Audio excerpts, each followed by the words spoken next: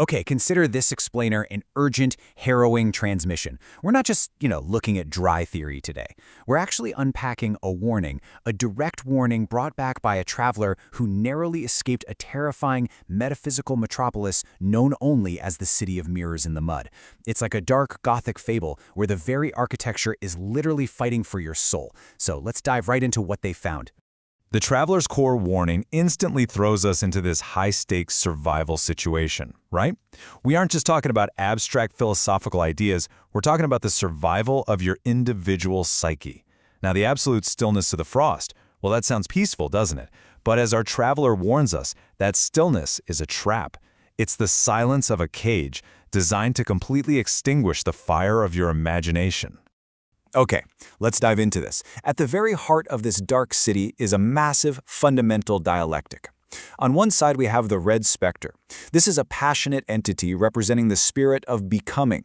Its whole philosophy is about fire, demanding that we melt down the heavy lead of history to forge a new, life-affirming mythos. But opposing it is this absolutely terrifying force, the ghastly ghoul of Revelation. And the ghoul? Well, it offers clinical detachment. It whispers these promises of peace, but it's really just petrifying the soul and pulling it toward a terminal void. Just imagine this intense metaphysical dialogue echoing through these rain-slicked alleys. The specter is roaring, only through the agony of the forge, what we call the logic of the Crucible, can the self truly become.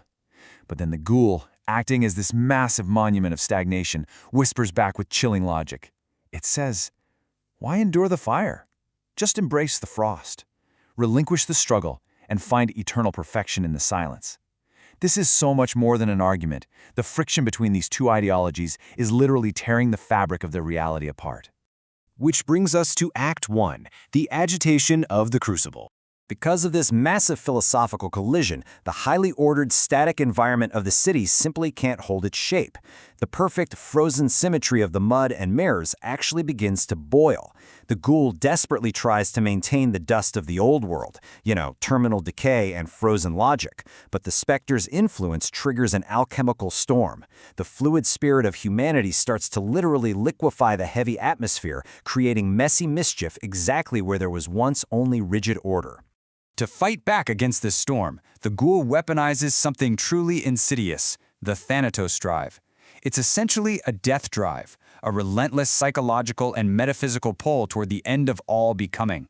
The ghoul offers weary travelers this highly seductive middle ground, basically saying, stop struggling, stop trying to forge yourself, just rest. But it's a trick. This rest doesn't heal you, it petrifies the soul, stopping all internal growth forever. Let's move to Act 2 and see how this builds, the birth of the plasma synthesis. So, with the extreme heat of the specter and the freezing constraints of the ghoul violently clashing, something entirely new is born from the Crucible. The turbulent energy crystallizes into the plasma synthesis. This is a creature of pure plasma, embodying both fire and frost.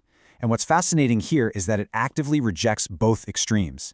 It refuses the static void of the ghoul, but it also rejects the constant agony of the specter's forge. Instead, it just runs wild, shattering the mirrors where trapped seekers once saw false reflections of a perfected universe. And this brilliantly illustrates the ghoul's response. To contain this chaotic plasma, and honestly to contain you, the ghoul deploys these terrifying architectural traps known as Apollonian gaskets.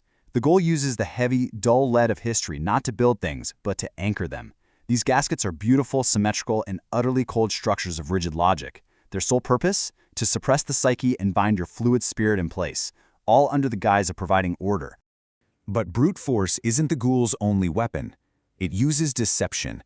It projects what the traveler calls flickering masks. Now, these are basically mirages of evolution. You look at them and you think you're ascending to something greater, but it's a total illusion. These masks trick you into willingly trading your inner fire for the comfort of a predictable order. They make you walk backward into a terminal void without you even realizing it. So the crucial point is exactly how this happens. The traveler actually witnessed the precise, terrifying descent of a trapped soul. First, the seeker is tricked into signing sovereign laws, contracts written in disappearing ink. Second, their spirit is physically bound by those cold Apollonian gaskets we just talked about. Third, they are lured deeper into complacency by the flickering masks of false progress. And finally, the trap just snaps shut. They are relegated to a gilded cage, and they completely cease to exist as an individual. This pushes us right into Act 3, the Wraith of Living Ink. Because the plasma being shattered the city's mirrors, the ghastly ghouls is forced into a horrifying transmutation. It can't just sit there as a static monument anymore. Instead, it begins absorbing those sovereign laws, those contracts and disappearing ink. The illusion of a perfect legal and social order completely drops, revealing a really dark truth.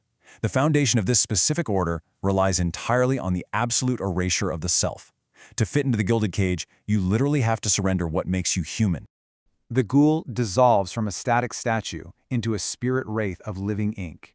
It becomes this fluid, predatory shadow, literally carrying the weight of those sovereign laws within its very substance. Drifting through the mud of the city, it acts as a moving stain of terminal decay. It's actively hunting weary souls to rewrite that erasure of self directly onto them. It's literally systematic control coming alive to hunt the individual. No way around it. That's pretty terrifying. Which brings us to our final chapter, Act 4, The Shadow of the Great Evening. Now, what's really interesting about this final stage is how the landscape of the city is irrevocably changed. The bridge has been crossed, and our traveler looks back at a realm caught in an ultimate showdown. Down among the twisted roots of the old world, the plasma being dances. It's this chaotic spark of mischief that openly mocks the hollow perfection of the ghoul's terminal prisons. It completely exposes the deep, hollow fear hiding behind the dignified facade of the ghoul's ordered society, proving that perfect order is, in reality, just perfectly decorated death. And this brings us to the traveler's final, truly tragic observation. Those who followed the ghoul became what they playfully but sadly call pious cows of contentment. They traded the exhausting spirit of becoming, that internal conflict required to forge a real mythos, for the silence of the frost. They now reside in beautiful, perfectly symmetrical tombs of their own making, tragically and almost comically, mistaking their terminal decay for the peacefulness of the stars. So, what does this all mean for us? Well, it leaves us with the ultimate philosophical ultimatum from our escaped traveler. In your own life, when faced with the heavy, dull lead of history and the sheer exhaustion of trying to grow, what will you choose? Will you endure the heat of the crucible to forge your own vibrant mythos? Or will you sign the disappearing ink, trade your messy spark for perfect order, and embrace the silence of the gilded cage? The choice is entirely yours.